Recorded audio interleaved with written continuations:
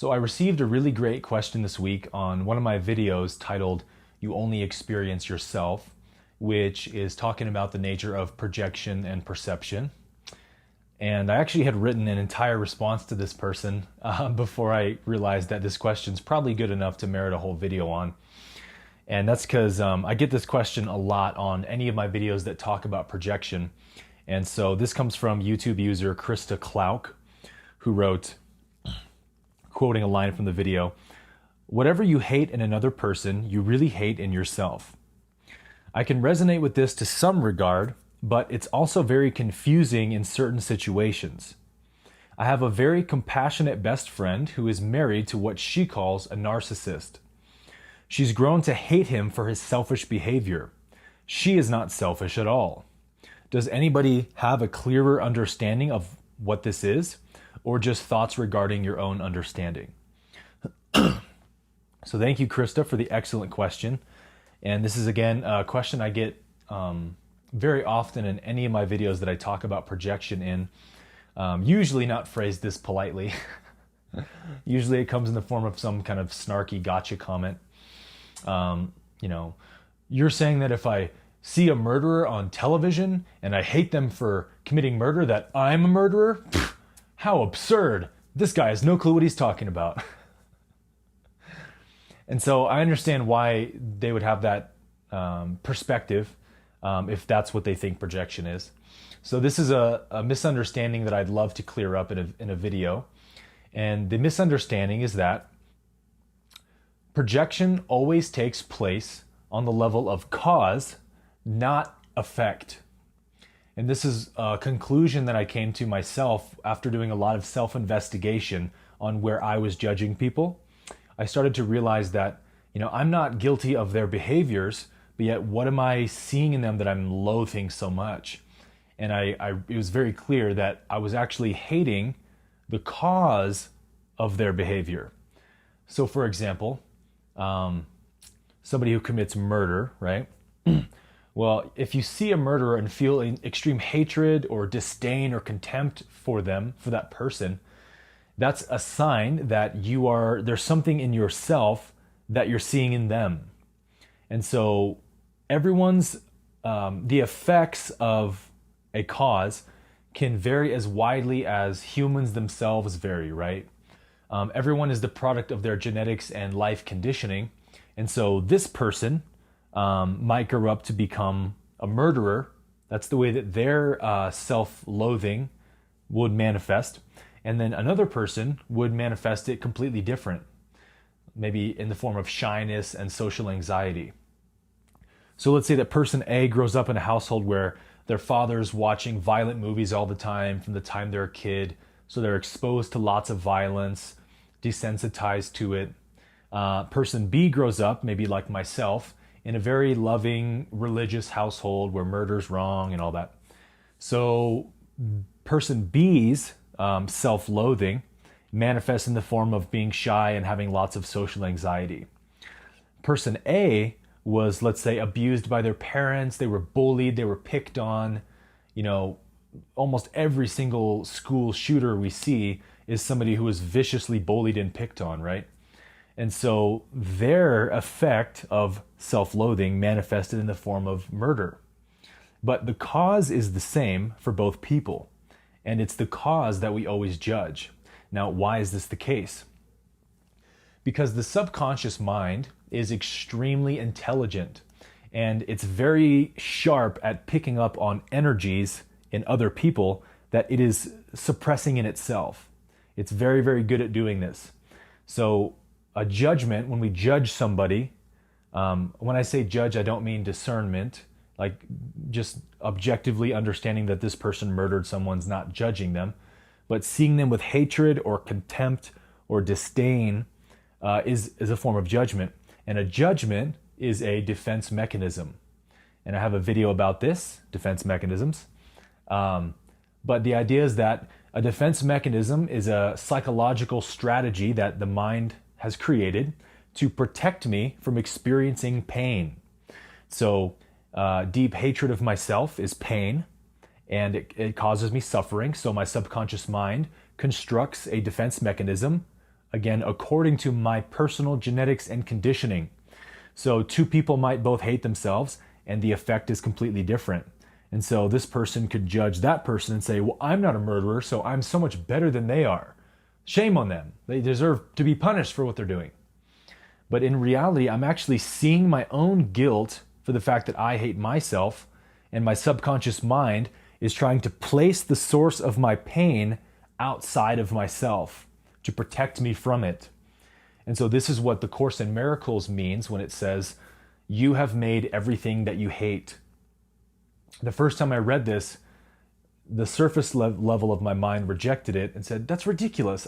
If I see someone that's a murderer, it doesn't mean I'm a murderer. But I knew that this book is deeply inspired and I believe everything in it is true. So if I don't understand something, then maybe the truth is a little bit deeper than what I'm seeing. And so after the self-investigation that I had done, I came to see that this is true. I really do make everything that I hate. And another prominent principle or teaching in the Course is that no idea leaves its source. And so a judgment on someone else is the belief that ideas can leave their source. So if I feel guilt for who I am, then I will see somebody else as guilty for who they are and believe that I'm not guilty for who I am, right? So judgment is the attempt to make myself innocent by making you guilty. So all judgment is an attempt to offload my guilt onto someone else. This is the essence of projection. You are all of your own judgments. So whatever you're judging in another person is what requires healing in you. So for your example, Krista, of your friend who is married to a narcissist, the reason she's hating him for his behavior is not because she is also a narcissist, but because the cause of narcissism is a deep and pervasive insecurity with oneself, right? Or you could say a extreme uncomfortableness with myself. And so the narcissism is a defense mechanism to offload my insecurity with myself, to avoid seeing it by constantly bragging about myself, constantly talking about myself, trying to convince others of how great I am, trying to convince myself of how great I am.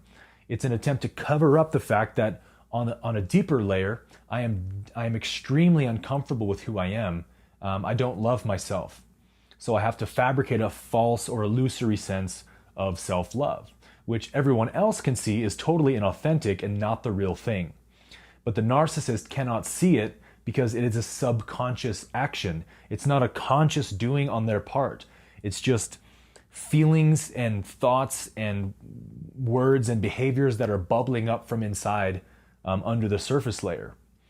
And so we all know naturally that a truly confident person doesn't need to brag about themselves because they're totally comfortable with who they are. They have nothing to prove.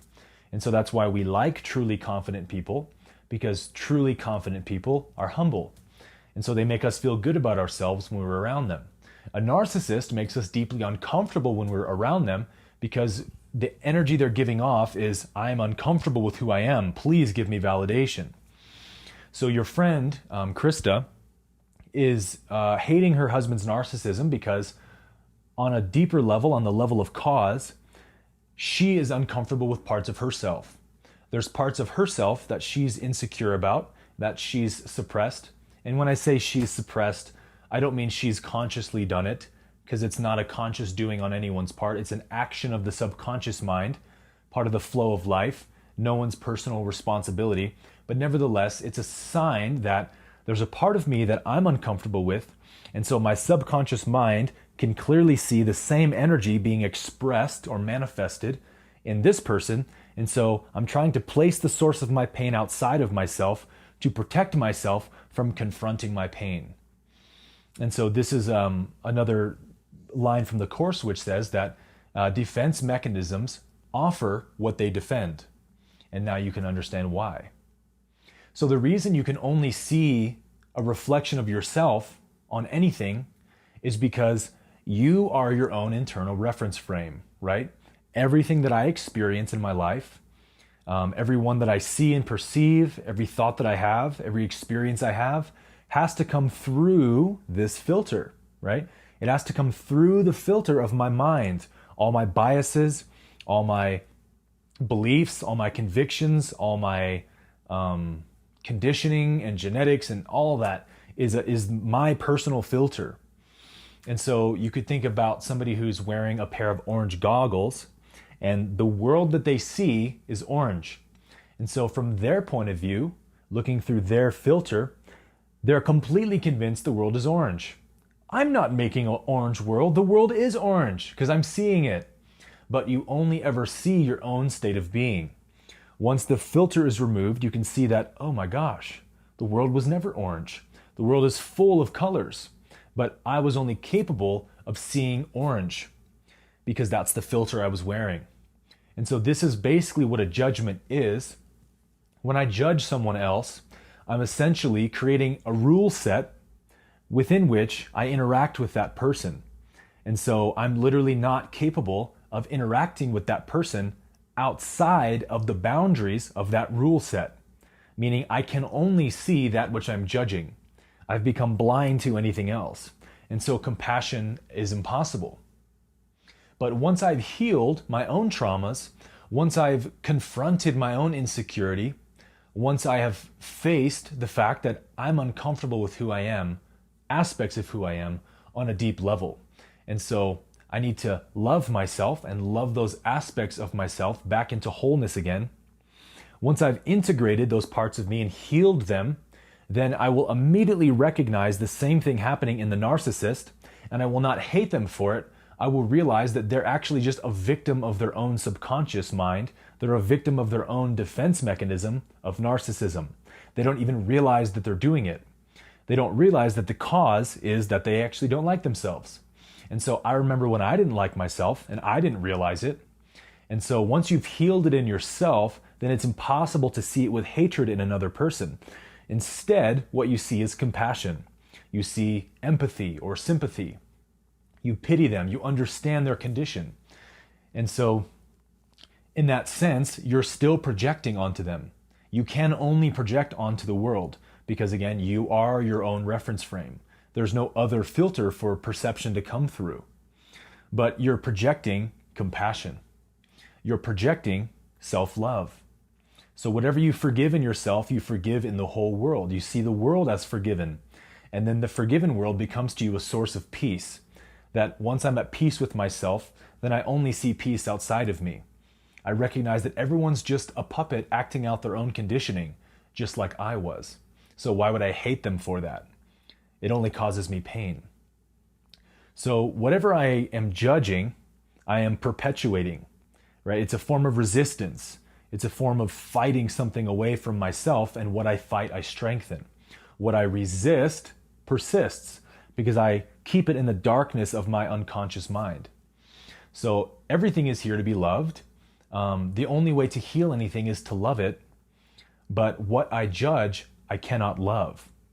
And so when I understand that I only ever see my own state of being, then the way I judge other people becomes a mirror to me that becomes the doorway to my healing.